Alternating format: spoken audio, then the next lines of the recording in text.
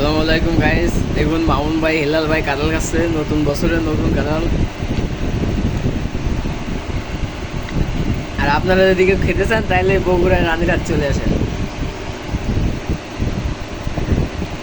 একাই মনে হচ্ছে মামুন ভাই একাই খেয়ে ফেলবে এই আস্ত কাঁঠাল।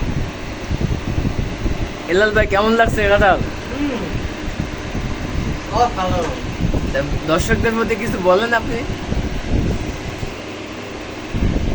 হেলাল ভাই